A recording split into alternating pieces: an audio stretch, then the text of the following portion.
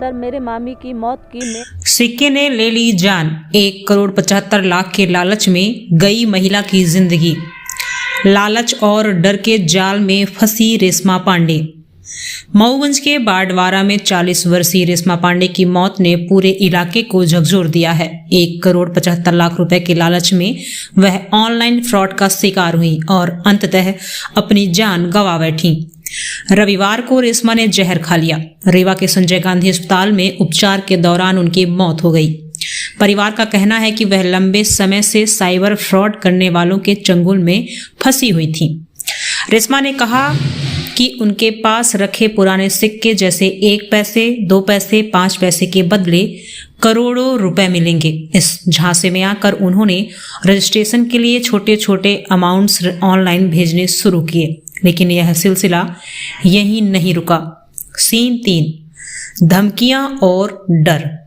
Fraud करने वालों ने रेशमा को भारतीय सेना और FIR का डर दिखाकर रुपए 50,000 की मांग की। डरी हुई महिला ने अपने गहने गिरवी रखकर पैसे दिए, लेकिन ठगी का यह खेल चलता रहा। पति: अगर समय पर हमें पता चलता तो हम रेशमा को रोक लेते, लेकिन उसने डर के मारे किसी को कुछ नहीं बताया।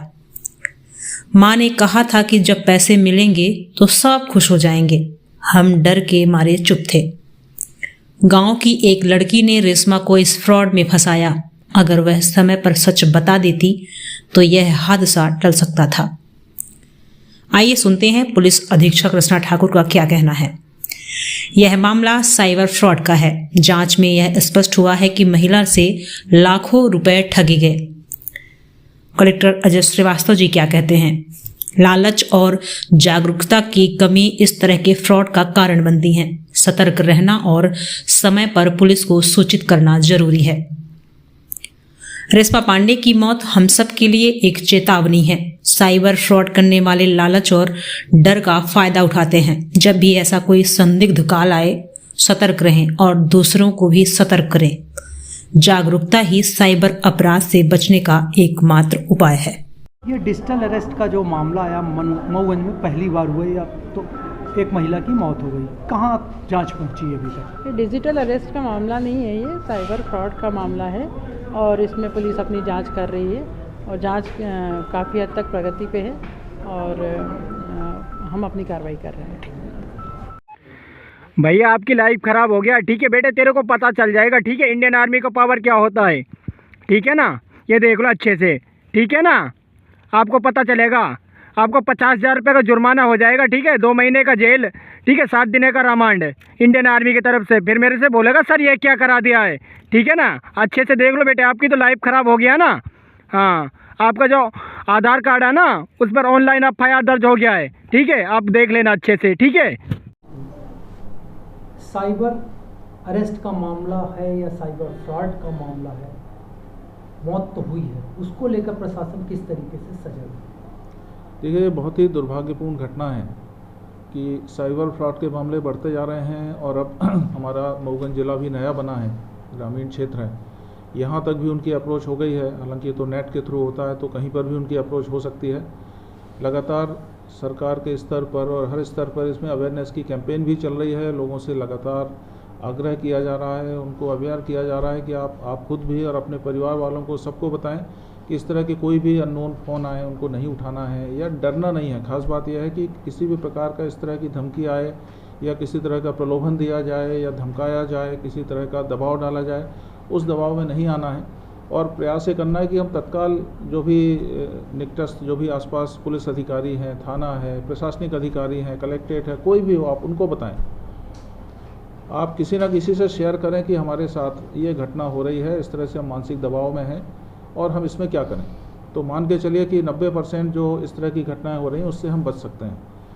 आदमी इसमें फंसता तब है जब वो किसी को बताता नहीं है और सोचता है कि हम बुरी तरह से फंस चुके हैं। वो एक मानसिक दबाव वाली बात है।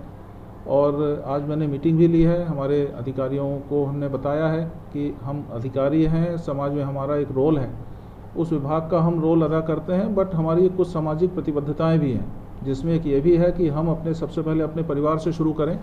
हम अपने परिवार वालों को, हमारे जो कि परिजन हैं, हमारे बुजुर्ग हैं, हमारे बच्चे हैं, हमारी घर वाले हैं, जो भी हैं, उन सबको बैठा करके सबसे पहले हम इनको डिस्कस करें कि इस तरह से अपराध हो रहे हैं, इसमें फंसना नहीं है।